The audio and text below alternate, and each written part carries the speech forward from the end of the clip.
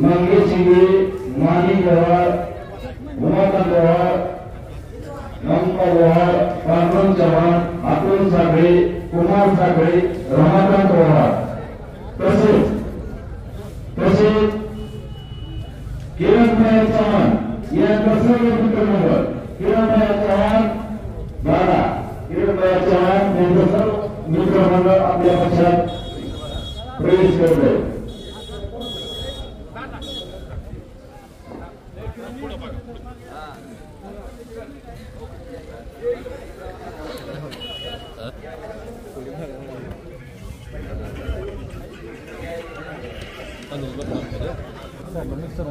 मित्रांनो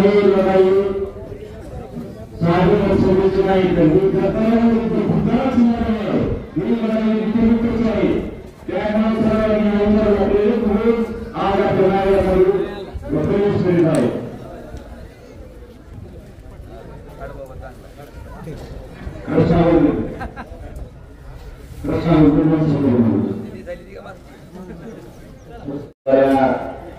आपल्या लोकसभेच्या सार्वजनिक निवडणुकीनिमित्त आज जी प्रचार सभा आयोजित केलेली आहे, या प्रचार सभेच्या निमित्तानं उपस्थित असलेले महाविकास आघाडीचे उमेदवार आणि निवडून आल्यानंतर भेटणारा पहिला खासदार वोट पूर्ण महाराष्ट्राच्या आता त्यांनी मार्गदर्शन केलं असे राष्ट्रवादी काँग्रेस पक्षाचे जिल्हाध्यक्ष साहेब आपल्या शिवसेना तालुक्यासमोर शिवाजीप्पा कापसे, दिलीप बापू पाटील, बाळासाहेब माकोडे, हेमराज शितोळे, सुभाष देशमुख, बाबासाहेब शितोळे, व्यंकटराव माळी, अजय पाटील, हनुमंत पाटील, सरस्वती देसाई, नासिर पठाण, मोंडे, बाळासाहेब मोंडर, गौतमजी गोवार, केशवजी भुतळे, रामजी काटे, उद्धवजी भुतळे, विष्णू वाटू, राघव भुतळे, रणजितजी बागर, सत्तार मनिया, ऋषी गडकर, विजयजी वाघे, शंभू बिडवे, दत्तरावा, नारायण मुंड, बाळासाहेब मुंड, सुरज टेकाळे, बाळासाहेब सरोदे या परिसरातील तसेच या गावातील सर्व मान्यवर मंडळी, तरुण मित्र आणि वडीलधारी मंडळी, येत्या 7 तारखेला जी निवडणूक होणार आहे ही दादाने आता सांगितल्याप्रमाणे ही आपल्या पुण्या ग्रामपंचायतीची निवडणूक आहे, पंचायत समितीच्या, जिल्हा परिषदेची नाही तर आपल्या देशाचं भविष्य सर्व निवडणूक आहे. आपण ठरवायचं आपल्या देशात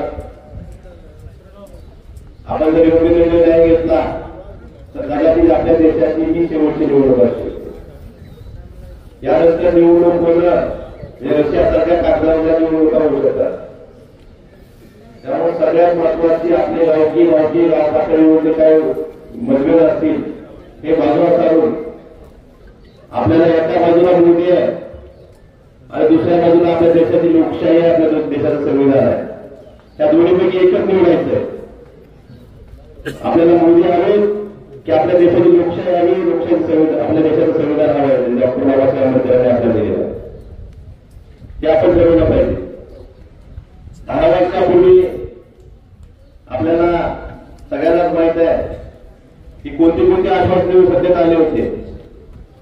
गुजरातचा खोटा विकास दाखवून असं एक चित्र तयार केलं होतं की गुजरात हे देशातलं सगळ्यात प्रगत राज्य आहे आणि गुजरातचा मुख्यमंत्री जर एवढा विकास करू शकतो देशाचा 15 ती व्यक्ती देशाचा किती विकास करू शकते असं एक चित्र रंगवलं गेलं आणि आपल्याला खोटी आमिष दाखवून भूलथापा देऊन यांनी सत्ता मिळवली. काय केलं 10 वर्षापूर्वी आठवलं. 10 वर्षापूर्वी सांगितलं होतं की शेतकऱ्यांची दुप्पट करू.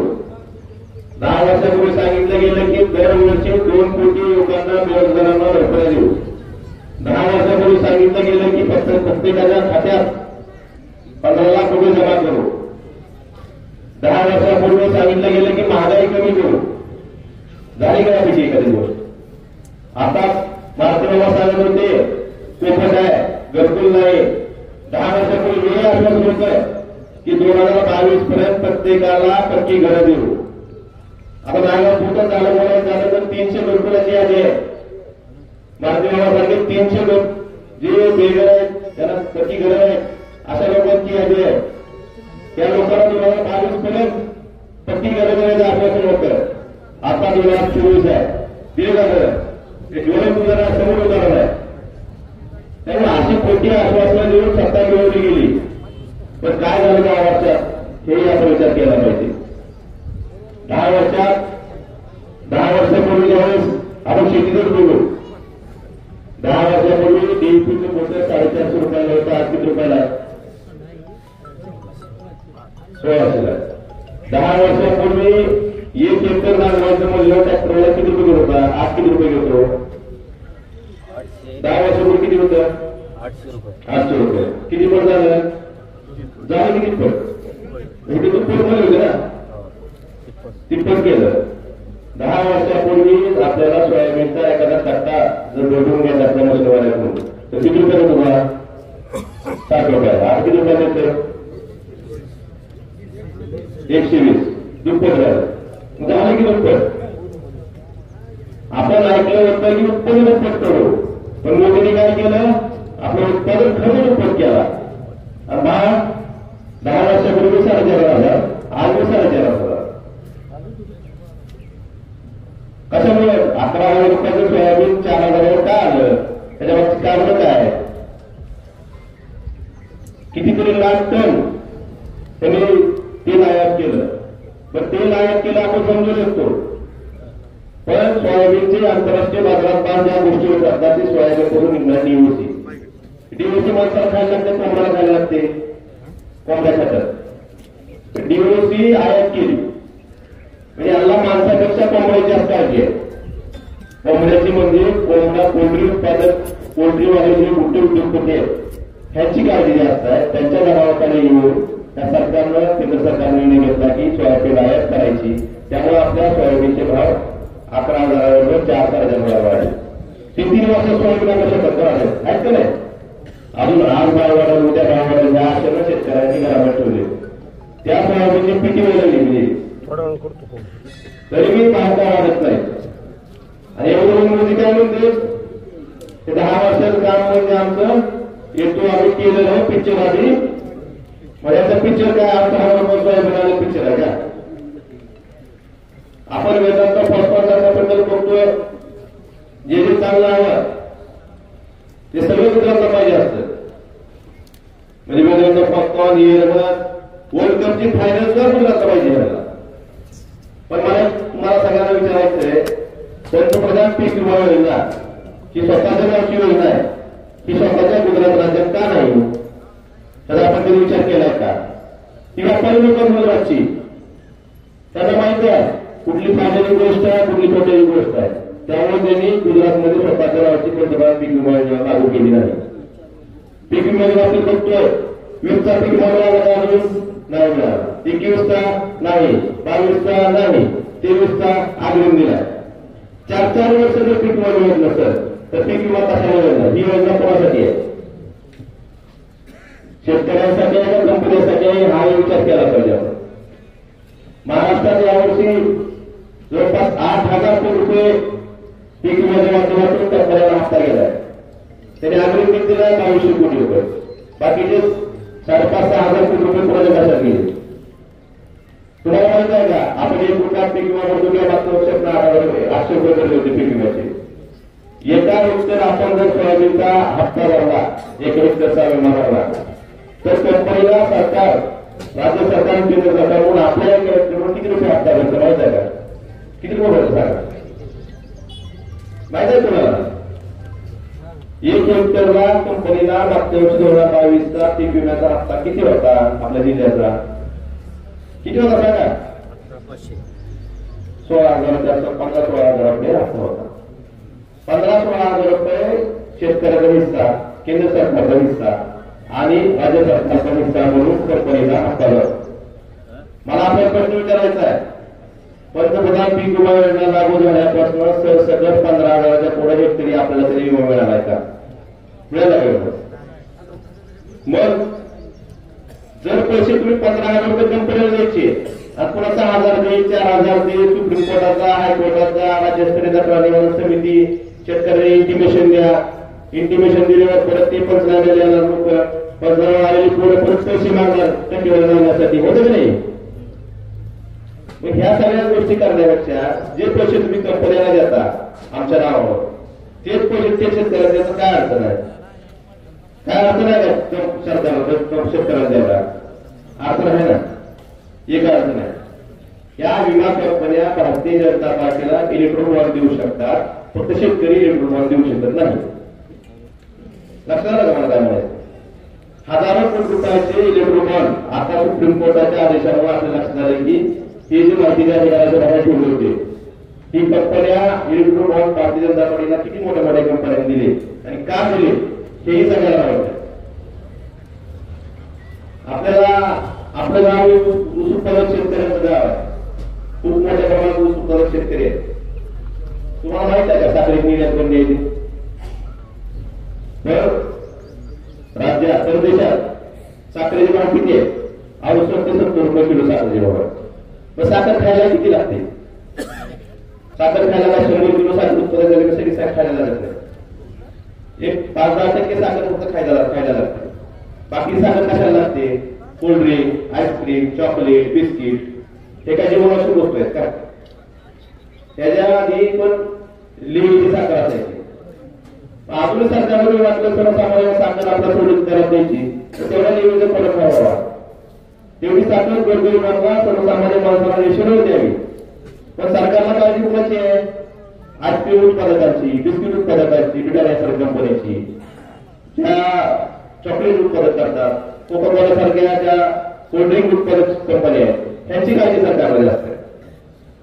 जर साखर निर्यात बंदी उठवली तर आपल्याला 5,000 रुपये टन सरसकट किती कारखाना खर्च असला तरी 5,000च्या आत येऊ शकत नाही.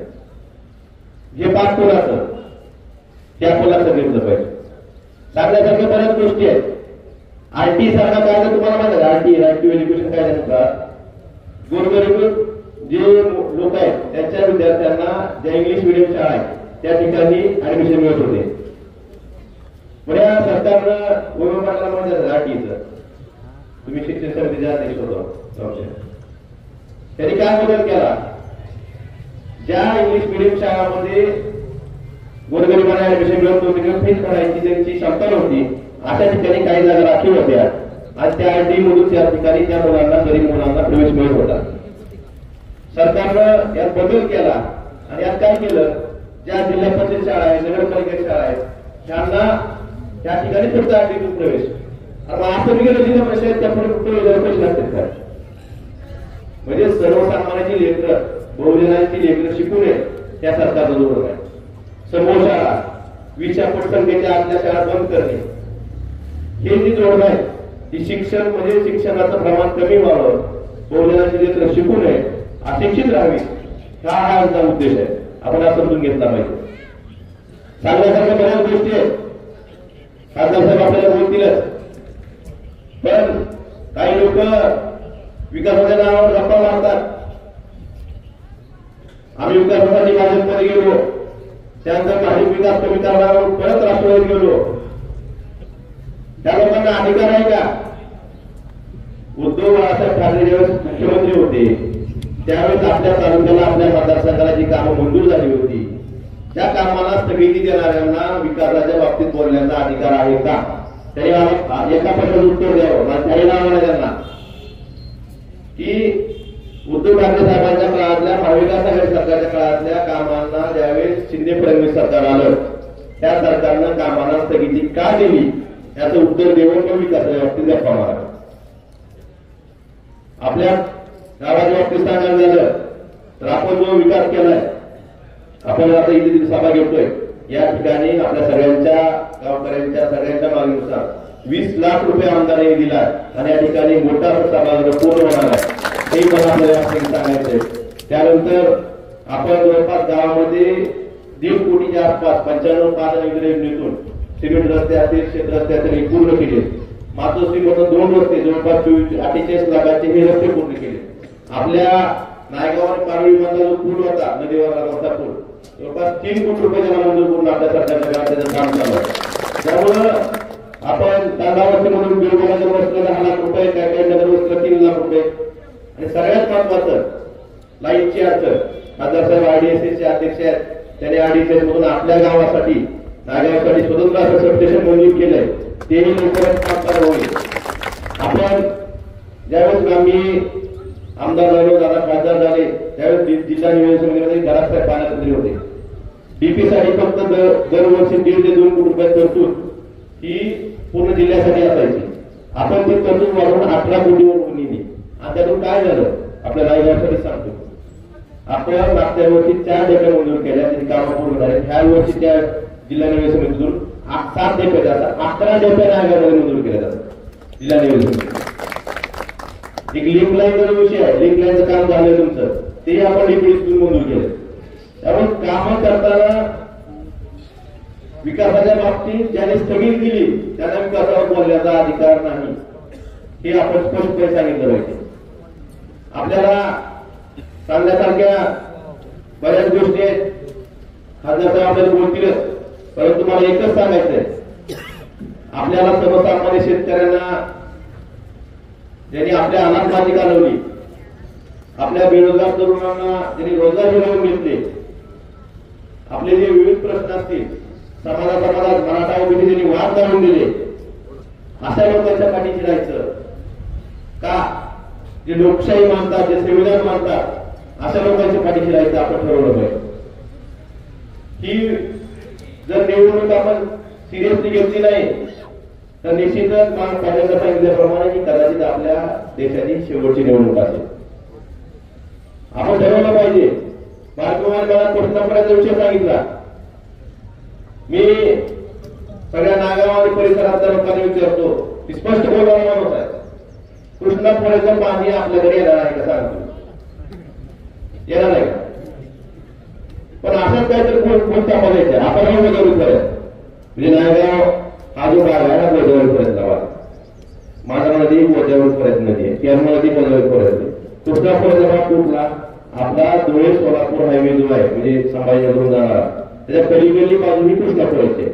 त्या भागात कृष्णापुराचं पाणी येणार.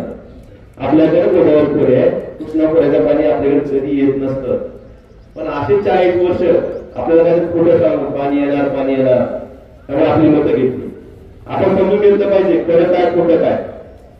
आपण आपलं सरकार असताना लासरामधून रायगडमध्ये पाणी टाकायचं जवळपास 11 MMCU पाण्याचा प्रस्ताव तयार केला होता. त्या सर्वे झाला होता, त्यातलं 7 MMCU पाणी रायगावमध्ये पडणार होतं, बाकीचे जे मध्ये तलाव आहेत आपले सगळे हे भरून. पण ज्यावेळी सरकार आलं शिंदे फडणवीस सरकार, त्यांनी त्या कामाचा ब्रेक दिला. जर सरकार असतं, आपलं सरकार असतं, उद्धव ठाकरे साहेब सरकार असतं, देशपांडे साहेब जर प्रधानमंत्री असते तर आजपर्यंत हे काम चालू झालं असतं. त्यामुळे विकास कामाला स्थगिती देणारा, विकास कामाला अडवणारा नाही, विकासाचे गप्पा मारावा का, हा परत प्रश्न मी त्यांना विचारतो. मला आपण एवढंच सांगायचंय, जे करायचं आम्ही बोलतो, खोटं बोलत नाही. आणि जर तुम्हाला वाटलं आमच्या कुठे काय चुकते, आम्ही काय खोटं सांगतो, तुम्ही त्या ठिकाणी विचारलं पाहिजे. आपण विचारायला शिकलं पाहिजे. आपण समोरचा जे बोलतो ते ऐकून घेतोय म्हणून अशी आपल्या अनेक वर्ष गेलेली आहे.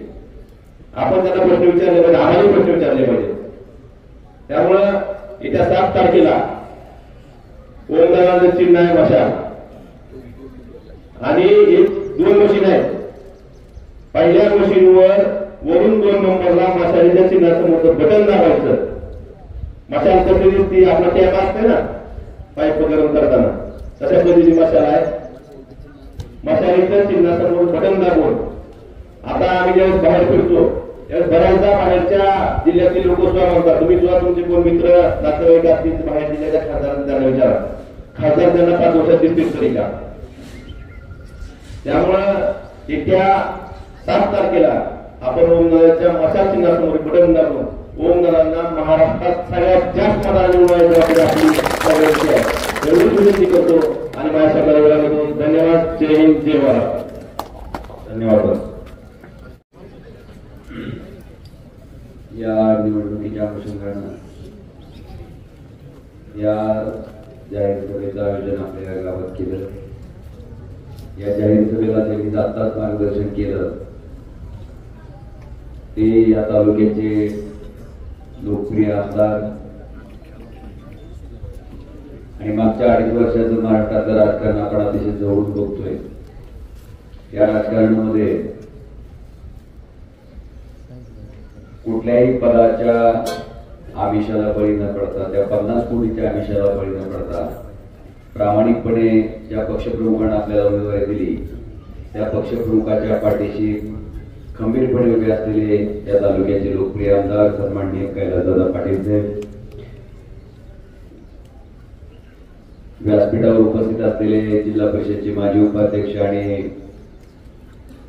राष्ट्रवादी काँग्रेस शरद पवार पक्षाचे, त्यापेक्षा ओरिजिनल राष्ट्रवादी म्हणलं तर चढल की,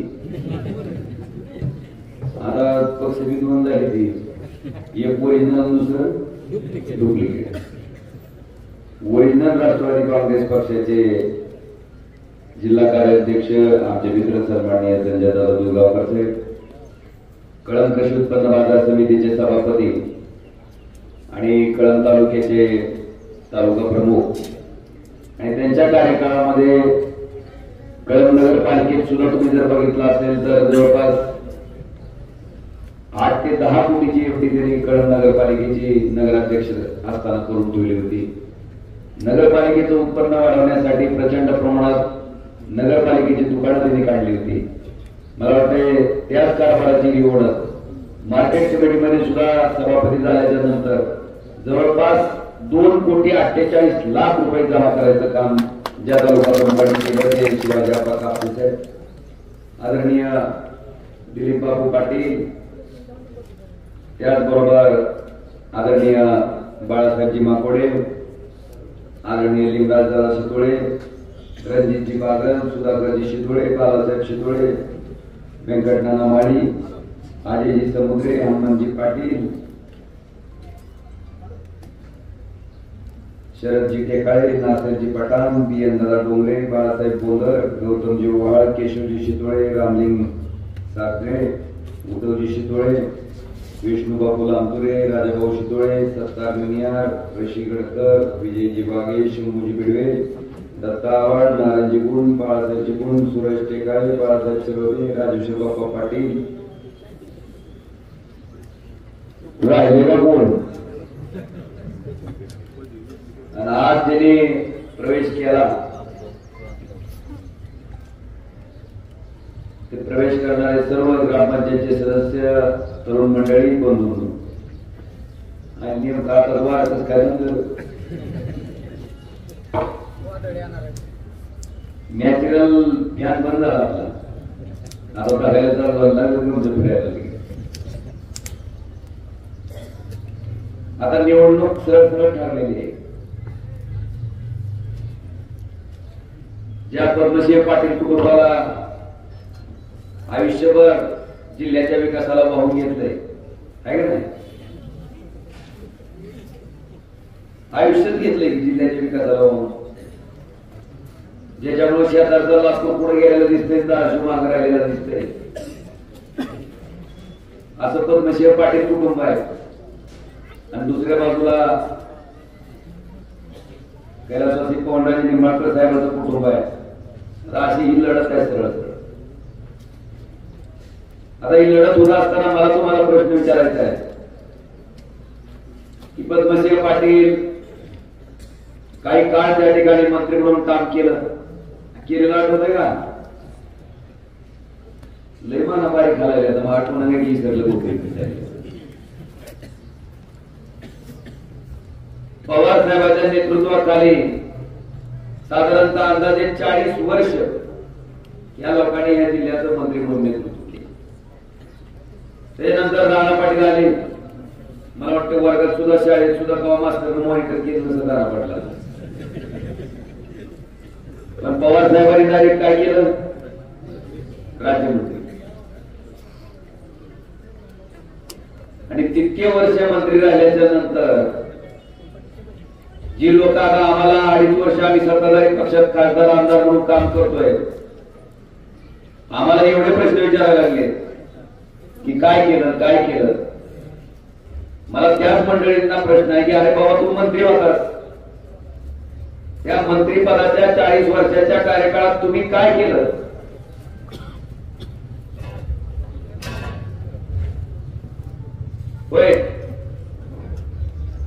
मला वाटतं या प्रश्नाचं उत्तर तरी देणं अपेक्षित आहे. आणि त्या 40-45 वर्ष मंत्री म्हणून नेतृत्व केलेल्या पद्मश्री पाटील घराण्याचा परिणाम असा की ज्यावेळेस केंद्र सरकारनं भारत देशातल्या मागासलेल्या जिल्ह्याच्या याद्या जाहीर केल्या, दरिद्री जिल्ह्याच्या याद्या जाहीर केल्या, त्या मागासलेल्या जिल्ह्याच्या यादीमध्ये, दरिद्री जिल्ह्याच्या यादीमध्ये हे धाराशिव जिल्हा कितव्या नंबरला देशात? 3ऱ्या नंबरला. तेवढं पाठ केले. आणि जी डॉक्टर पाटील मंत्री म्हणून काम करीत होतं, ते डॉक्टर पाटील ज्यावेळेस लोकसभेचा फॉर्म भरायचा म्हणलं की स्वतःची इस्टेट जाहीर करावी लागते. आणि ती इस्टेट जाहीर केल्याच्या नंतर देशातल्या श्रीमंत खासदाराच्या यादीत मात्र डॉक्टर पाटलाचा लांब वरचा नंबर आणि दरिद्रीच्या जिल्ह्याच्या यादीत मात्र जिल्ह्याचा नेमकं बरं झालं कोणाचं? हो बरं झालं. मला असं नोटीस देतील की म्हणजे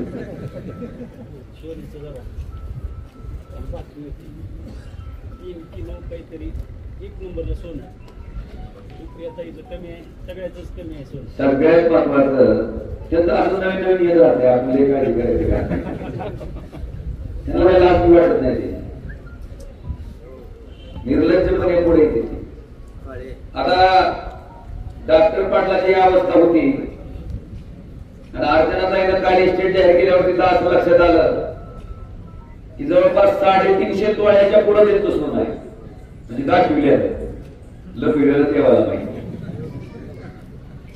दाखविलेलं 350 तोळ्याच्या पुढे.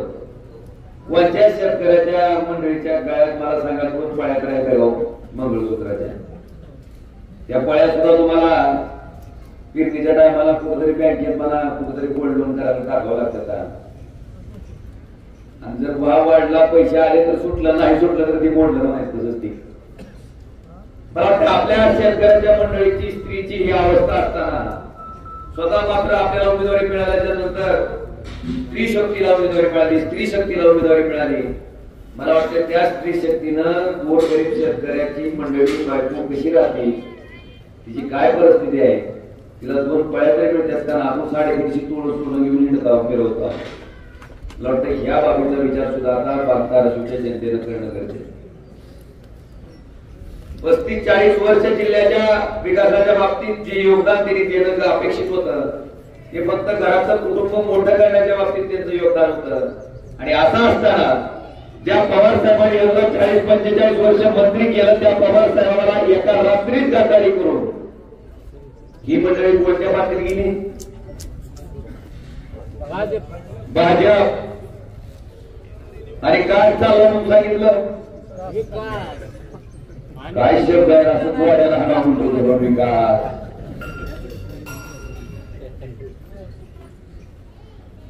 खरी गेली कशासाठी?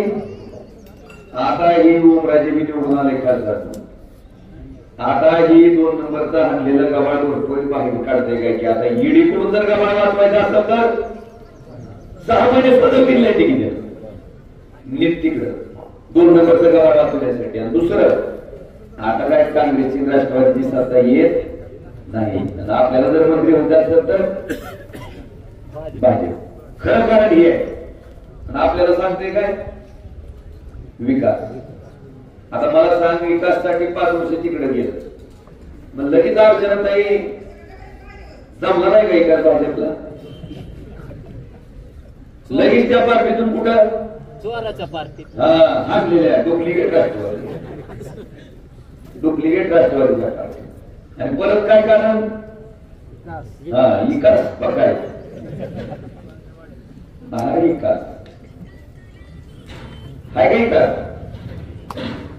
मकरदास सिनेमा बघितला का तुम्ही? काय गल्लीत गोंधळ, काय दिल्लीत गोंधळ आहे?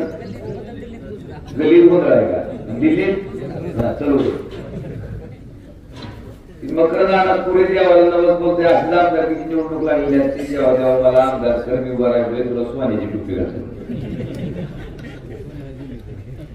देव बी आपल्यासारखं बोलते. डॉक्टर पाटील कमीच आहे तुमचा एक असतो टाकली मत.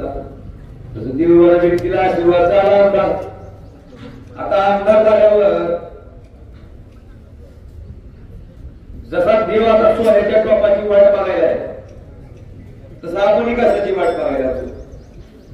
ती मकरंद अनसपुरेसारखं डॉक्टर पाटील हुशार, ती काय करते, मकरंद अनसपुरे गावात एक सोन्या नावाचं पोरं होऊन येते, त्याला एक टोपी घालते आणि त्याचीच टोपी काढते आणि देवाला घालते, घातली बाबा तुला सोन्याची टोपी म्हणते.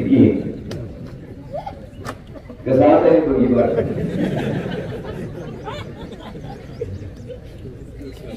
मकरंद अनसपुरेची सोन्याची टोपी डॉक्टर पाटील कुटुंबाचा एका ह्याच्यात तीळ मात्र फरक नाही बांधून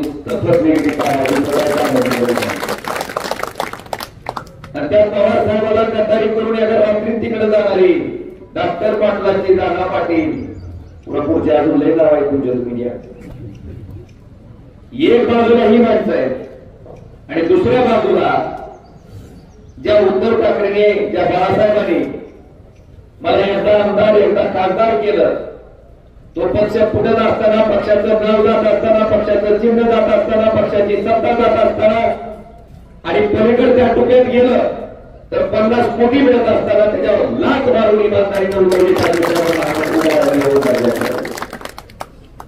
लय काय उदाहरण द्यायची गरज नाही तुम्हाला. फामट करता ही पहिलं. घराणे साहेबांबद्दल कमळाबाई लय बोलत नाही, बोलती का नाही. माझ्या जागी जर चुकून राणा पाटील खासदार झाला असतं 2019ला तर खासगी विधानसभा कोण लढली असते, ताई हा त्याला कोणी ताईंनी लढली असती ना, लढली असती का नाही. बांधवांवर ओमराजे खासदार झाला 2019ला, खासगी विधानसभा कोण लढली. आम्ही नुसतं भाषण केलं घराण्याशिवाय आणि मला अभिमान आहे आज ते कैलास दादा तेवढ्याच ताकदीनं उद्धव ठाकरे साहेबांच्या मागे त्या 50 कोटी लाख मिळवले. मला ते हात दुसरा करत. आता पुढचा आम्हाला स्वार्थ विचारायला लागले, मी संपर्कात आहे की त्यांनीच मान्य केले. म्हणली सगळ्याच्या संपर्कात आहे, म्हणली सारखं हिंडत नाही, म्हणली मोठी ही सांगून पुढे आता आहे नाही बाबा तो संपर्कात कळवायला केले वाटायचे. ही सगळ्याचे फोन घेतले घेते, लाभाला भेटी देता येते, कुणाच्या सुख दुःखात येता येते, कुणी फोनवरून काय काम सांगितलं तर करते. मग आता ह्याच्यावर बोलावं काय, म्हणजे तुमचं ठळक काम सांगा म्हणजे. आता हेनं पण 40 वर्षात काय निवड लावलं त्याच्यावर बोलायचं नाही, दुसऱ्याचं ठळक काम. बरं ठीक आहे म्हटलं, चांगली गोष्ट आहे, विचारलं साऊ म्हटलं ठळक काम. 1991ला आपल्या जिल्ह्यात एक मेडिकल कॉलेज जास्त मंजूर आणि हॉस्पिटल दवाखाना आठवतंय का, कुठं झाला, नेरूळ. ती काय आदिवासी भाग आहे काय. अरे खरंच आपल्या भागाच्या मतदाराला काहीतरी वाटलं पाहिजे की हित्या मतदाराच्या मतावर तुम्ही आमदार व्हायचं, हित्या मताच्या मतावर तुम्ही मंत्री व्हायचं आणि जेव्हा तुम्हाला मेडिकल कॉलेज करायचं, हॉस्पिटल करायचं, तेव्हा तुम्ही ह्या लोकांचा विचार न करता कुठं करायचं, नेरूळला, मुंबईला. का तर तिकडे आदिवासी लोक राहते. तुम्हाला काय, तुम्हाला लई आजारी पडला तर काय कुठून मी तुम्ही इलाज करू शकता, तुमची काय गरज आहे इलाजाची.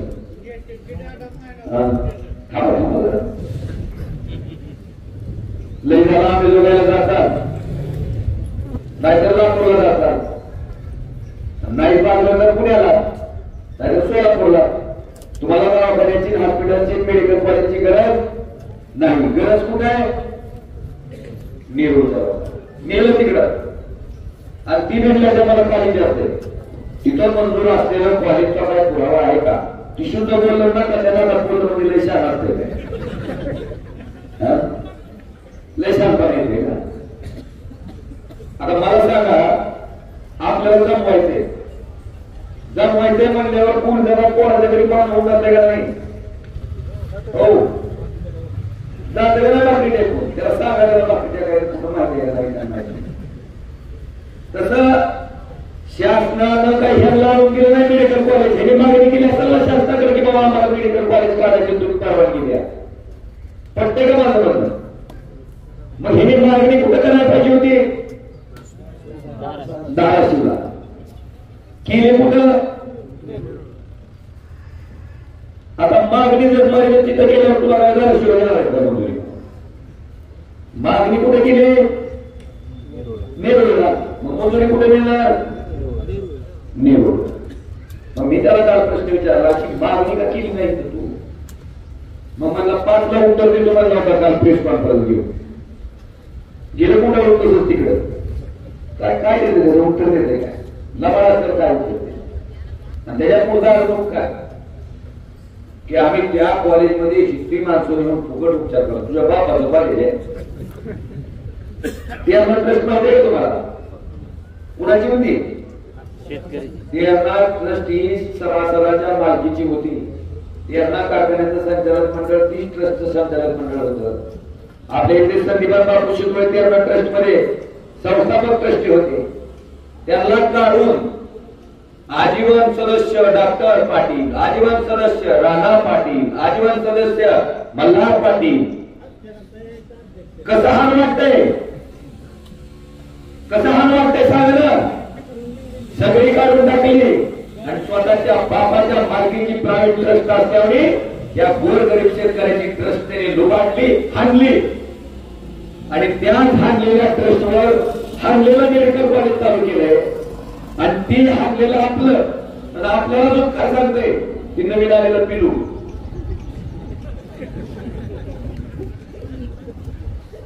त्याचा अंदाज उत्तर मला कुठं आहे का मिळणार काय?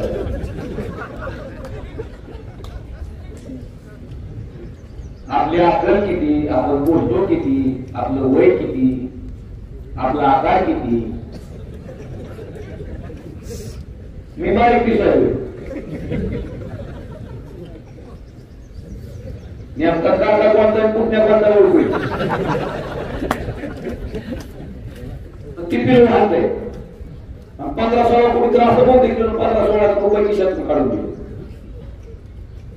काय म्हणते तिथं जाऊन इलाज केले आमच्या कॉलेजमध्ये. तुझ्या बापाचं नाही ते आमचं आणलं बेटर आमचं तुम्ही जागता वरण बाकी खाऊन म्हणून पिल्याच्या पिल्या ते सुद्धा आमच्या ट्रस्ट आहे.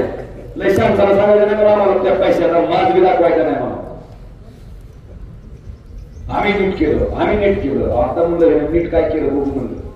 काय झालं हुशार माणूस काय भाषण करायच्या भानगडीत पडत नाही पण हुशारी करते दादा हळूच एक माहितीच्या अधिकारात आज तिला म्हणजे हे फुकट इलाज करते का काय करते तिथे बघूया.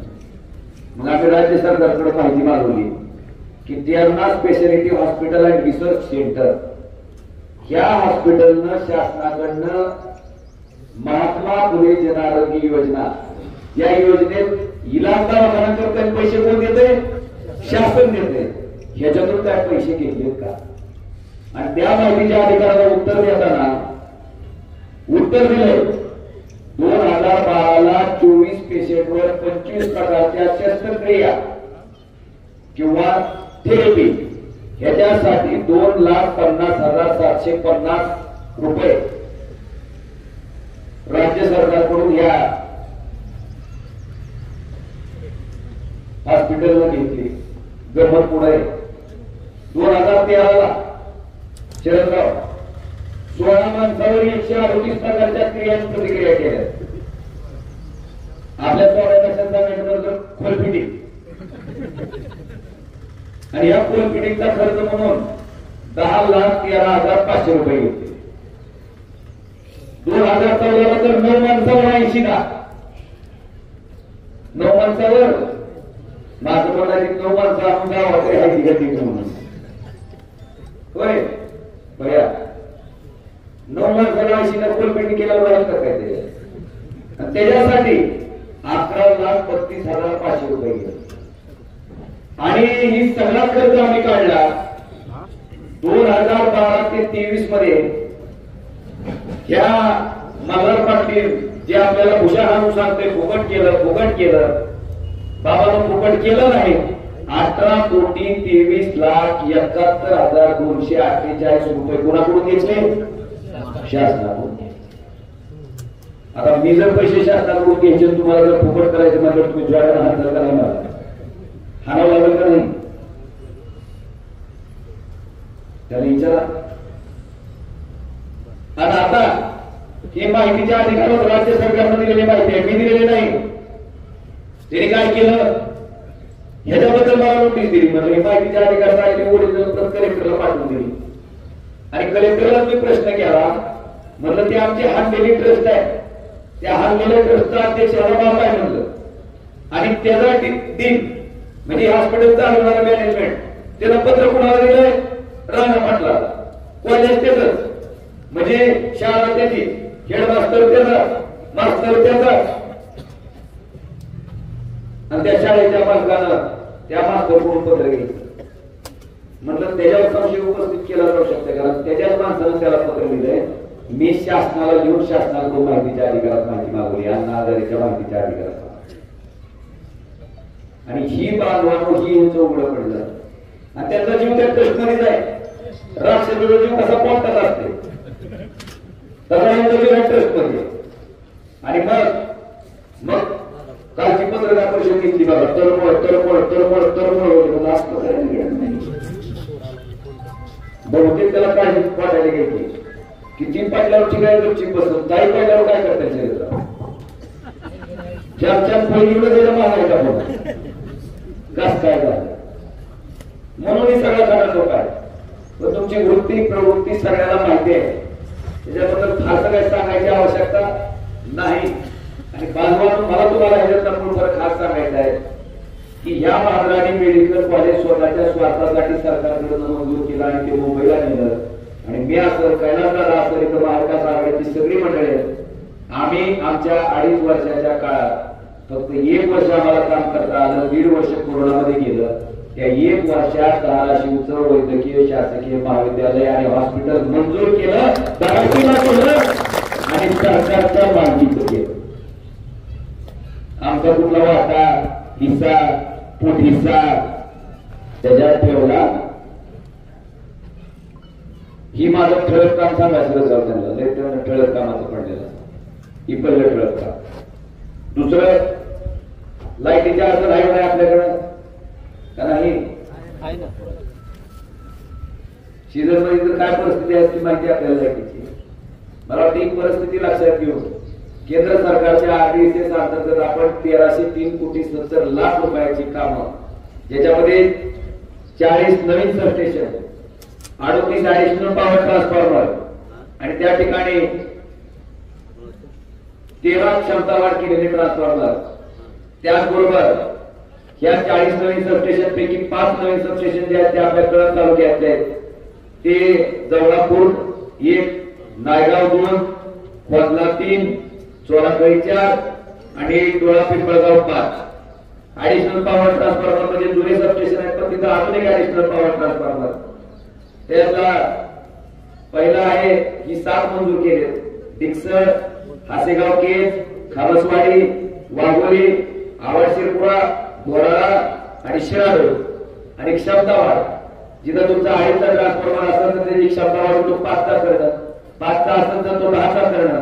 तर ही क्षमता वाढ येरमाळा, मोहाळ आणि कळंब शहर अशा पद्धतीनं आपल्या या कळंब तालुक्यासाठी RDSS मधनं ही कामं आपण मंजूर केली, सँक्शन झाली.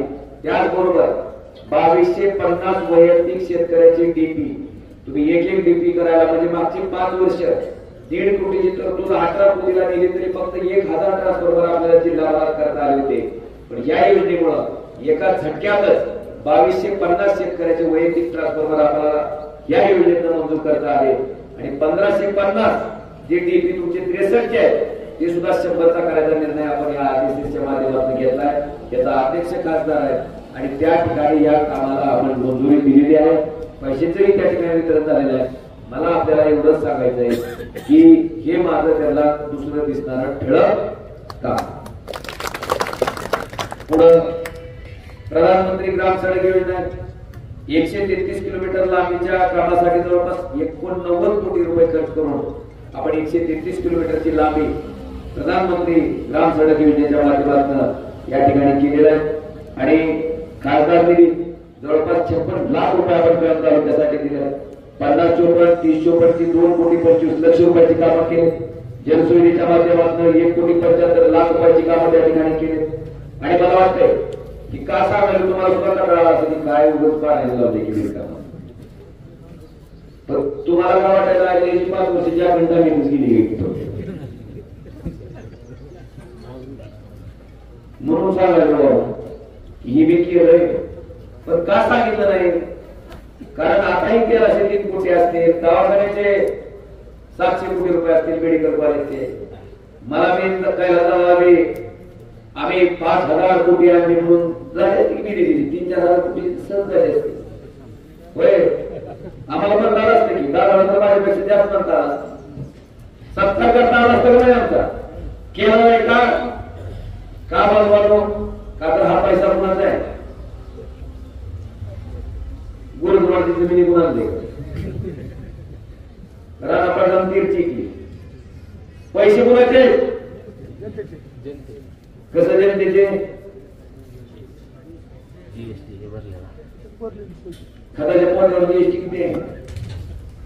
शर्टावर जीएसटी आहे, पॅन्टीवर जीएसटी आहे, मोबाईलवर जीएसटी आहे, चष्म्यावर जीएसटी आहे. माणूस जर वर गेला तर त्याला पोटवायच्या सामानावर सुद्धा. म्हणजे पैसे कोणाचे? तुमचे पैसे तुमच्यासाठी खर्च केलं तर कर्तव्याची भावना पाहिजे का उपकाराची? कर्तव्याची. म्हणून आम्ही ह्या बातमी सांगितल्या.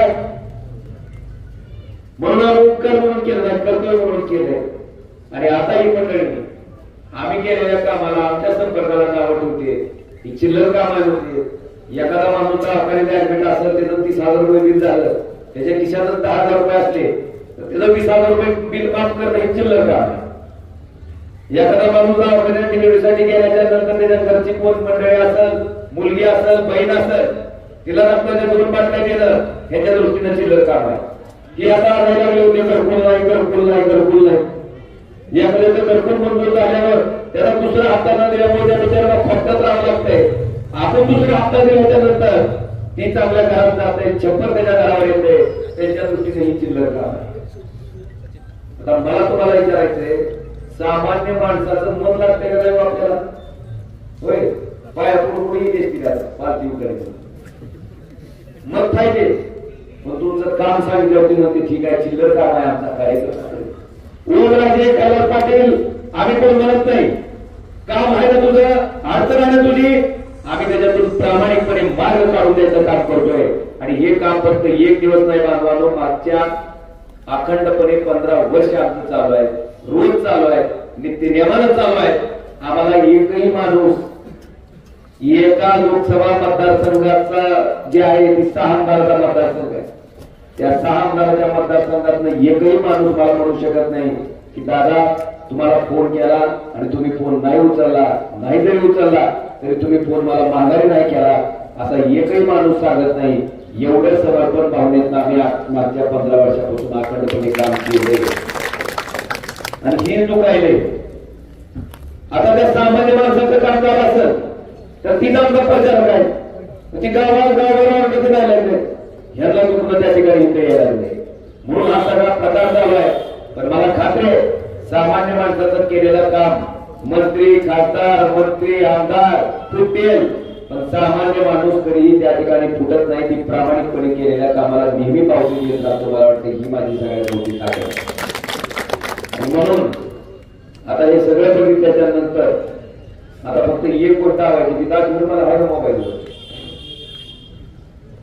काय सभा बघितली का त्यांची थोडीशी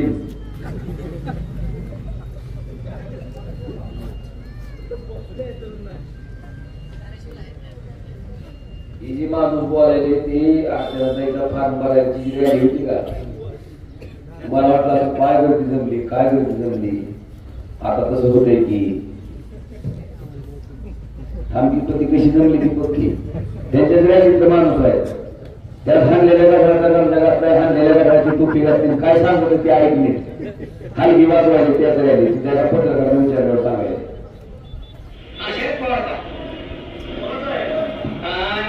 पक्ष शरद पवार टाकाई टाकाई कन्नड टाकाई ओमराजे किती कमीत कमी 2 चॅप्टर येईल साहेब. राष्ट्रवादीच्या ही अजित पवार गटाची राष्ट्रवादी. अहो कसं झालंय साहेब तुम्हाला माहित आहे का शरद पवारची राष्ट्रवादी आहे का ही खंडणी राष्ट्रवादी आहे शरद पवाराची कारण आदित्याची राष्ट्रवादी आहे का ही डुप्लिकेट राष्ट्रवादी आहे सगळी जोडलेली आहे राष्ट्रवादी. बातमी याला ना चोरून दिली साहेब बातमी चोरून दिली का शिवसेना बाळासाहेब हिंदू सम्राट राजे बाळासाहेब ठाकरे यांचे चिरंजीव उद्धव ठाकरे साहेब मग नाही शिंदे सरकार काय ही ठाकरेची शिवसेना आहे मग ठाकरे साहेबांची आणि शरद पवारची राष्ट्रवादी आहे मग नाही आमच्याकडे इथे ओमराजे चालला पाहिजे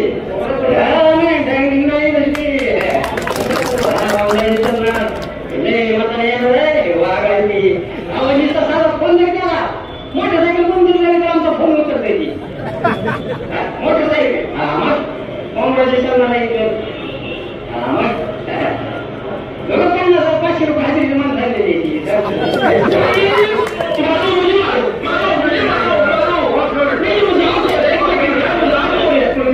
500 रुपये हजेरी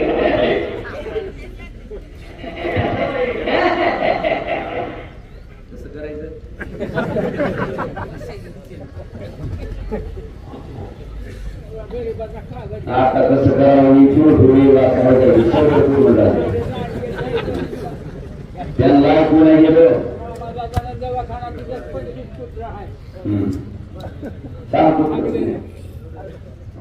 मला तुम्हाला विचारायचंय त्यांच्या रॅलीत आलेल्या फॉर्म भरायला आलेल्या माणसाची ही परिस्थिती आहे ही रात्री गेली त्याच्या तरी टोल झाला तितकी गाव आणि कसं काय समजला अरे म्हणला तू पैसे दिलते तेवढ्याची हलकी तुझ्या रॅलीत वाचून आली म्हणला तुझा माझा शब्द भेटला म्हणला मतदान कोणाचा माहिती माझा अधिकार आहे डॉक्टर बाबासाहेब आंबेडकरांच्या संविधानात मला अधिकार दिला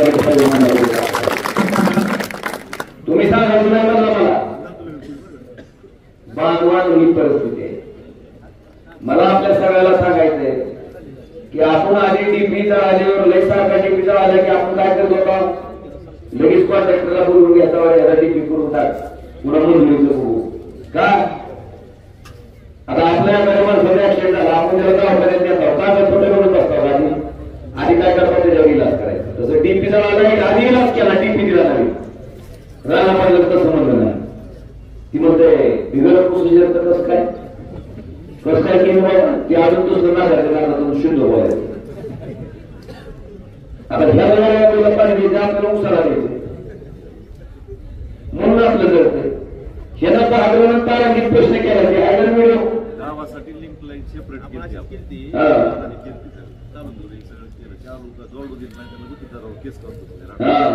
लिंक लाईन देवाला ह्याला बी कधीतरी वेळ आलेच की तेव्हा कागदपत्र करतो का आणि देव जीवात इतकी हलकट फोडायचं नाही दुसऱ्यानं काम केलं की बघ होतच नाही निश्चित पुढ्या सगळ्यांना कुठे हातायचं मला वाटतंय ओमराजेनं काय लपटल्यानं जर 10 कामं सांगितलं असतं ना लपटल्यानं इथं बसून 20 सांगावे की कुणी आठवले का आमचं काम त्याचं 20-30 लोकांचं झालं असतं ना लागलं असतं की तर तसं नाही पाय घालायचं ठोकाडावर मात्र काढायचं ही वृत्ती आहे आणि म्हणून बाजवांवर या सगळ्या बाबीचा विचार आता तुम्ही करणं गरजेचं आहे. आज मला तुमच्या सगळ्याला विचारायचंय आज जर राहिल्या उमेदवार दिली भगवंताच्या फायद्यावर आले बार्शीच्या पत्रकारांनी ज्योतिषीच्या आता ही राष्ट्रवादीत प्रवेश केला वाढणार का राष्ट्रवादी चांगली मजबूत करणार काय म्हणून मी माय कशाला वाढवून नवरा तिकडे बाष्पादांनी कशाला वाढवायचे आज जरा मोठं तोंडा टकव्या झाली घेतलं आता ती काय कमी तसं होतं म्हणून पुन्हा ही पिलू ती काय म्हणी आमच्या रत्नात काय राष्ट्रवादी हृदयात त्याचा चूक काय तिचा दोष नाही त्याचा दोष नाही आता त्याचा पगार कुठल्या पक्षात आहे बागेत आणि मग मी कोणत्या पक्षात आहे वंशज राष्ट्रवादी नाही करता येईल पुन्हा मला आज्ञाकडे मोठी द्यायची आता मला सांग पप्पा एका पक्षात मम्मी दुसऱ्या पक्षात म्हणल्यावर पोराचं भाषण हीच राहत होती की काय दिवसाचं बोलतो मी त्यांना म्हणलं दादा तुम्ही काळजी करू नका पिलू पुढचं भाषण तुला सांगतो आता आई बाबाचा आदर्श पूर्ण घेतले ते पूर्ण घेतलेच की मग आई बाबाच्या पक्ष बदलाच्या आदर्शाप्रमाणे तुम्ही एक काम करा म्हणलं आता हृदय मी भरले रक्त मी भरले आता शिल्लक मला किडनी एक आहे आणि लिव्हर एक आहे त्या किडनीत पण शिराळ म्हणलं आणि लिव्हर म्हणून शिंदेकडे घाल म्हणलं म्हणजे रात्रीतून पाठीत गेलं तर दुसऱ्या दिवशी आई बाबासारखं सांगायला रिकामा की ही पक्ष रिकामा होता माझ्या आवाजाचा काढून घेऊ चलते का होय चलते का काय शरीर रचना लाज बी वाटत ना कपडे मागवतो पक्ष बदलायला बिनला मी सांगतो आमच्या ह्याच्यात हे त्याच्यात ते किती सत्तापासून माणसं आहे ही भाजपात आहे तू घड्याळाकडे कोणाला पण जा पण तुझ्याशिवाय आपल्या घराशिवाय दुसऱ्याला राहायला माहिती काय खासदार तूच नाही मला वाटतं इतकी सत्तापासून मंडळी आणि तशी मंडळी आता तुमच्या सगळ्याच्या समोर पक्षबंधून आले त्यांचा सगळा गुणधर्म तुमच्या समोर मी मांडलाय आता तुम्हाला माझा प्रश्न आहे की उद्याच्या येणाऱ्या 7 तारखेला या सगळ्या बाबीचा विचार केल्याच्या नंतर ही लढाई आता फुटार माणसं इथं बसलेली सगळी आम्ही सत्तेतून बाहेर आहेत आमचे पक्ष चोरले आमचे चिन्ह चोरले असं असताना सुद्धा आम्ही त्या नेत्याच्या मागे प्रामाणिकपणे इमानदारीने उभे आहे आणि दुसऱ्या बाजूला निश्चित संदेश माणसं आहेत जे निकटदारी केली लबाडी केली फक्त स्वतःच्या स्वार्थासाठी आणि स्वतःच्या सत्तेसाठी त्या ठिकाणी ती त्या बाजूला आहेत आणि म्हणून तुम्हाला आता निर्णय घ्यायचा आहे आपल्याला विनंती करतो की उद्याच्या 7 तारखेला मतदान करत असताना आपला मान चोरला आहे आपलं चिन्ह कोणतं आहे कोणतं चिन्ह आहे ती दिसती कशी अवाशी मशाल कशी दिसते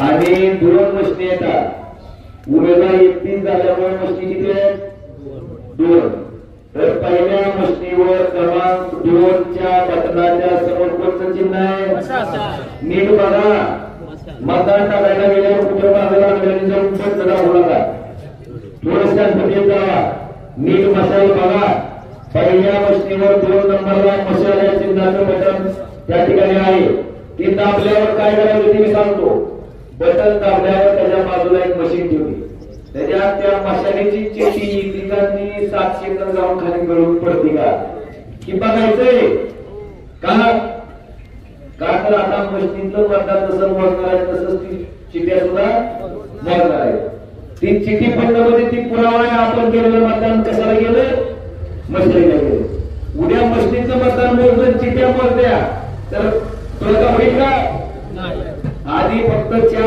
ह्याच्या चिठ्ठ्या मापायच्या आता सगळ्या चिठ्ठ्या काय करणार आहेत मापणार आहे पण तुमचं काम मतदान करताना तुम्ही मशालीचं बटन दाबलं आणि चिठ्ठी जर दुसऱ्या चिन्हाची चालली तर काय करणार मतदान थांबवायचं मशालीचं बटन दाबलं मशालीची चिठ्ठी पडली तर मतदान चालू ठेवायचं तुम्ही जी बी चिन्ह दाबताल त्या चिन्हाची चिठ्ठी पडत असेल तर मतदान चालू ठेवा एवढी गोष्ट केली तर मला वाटतं आता उद्या पुढे व्हायला कुठलाही वाद नाही आणि म्हणून मशाल चिन्ह नवीन आहे माहित नाही लोकांना तिथं जाऊन मान ओळखीत बसताना आपला कुठं आहे म्हणून तर मान नाही आपलं चिन्ह काय आणि ही 2 नंबरला आहे मशीनवर 1 नंबरच्या मशीनवर 2 नंबरला ही मशाल हे चिन्ह आहे आणि त्या ठिकाणी माझा फोटो बी आहे माझं नाव बी आहे नीट फोटो बघा नाव बघा पुन्हा चिन्ह बघा आणि पुन्हा काय दाबा बटन दाबा ही करण्याची विनंती करतो आणि मी अखंड 5 वर्ष तुमच्यासाठी दिले मला तुमचं मतदान मागायचा हक्क आहे त्या हक्कानं आपण मशालाचे दाबूचं बटन दाबून परत एकदा आपला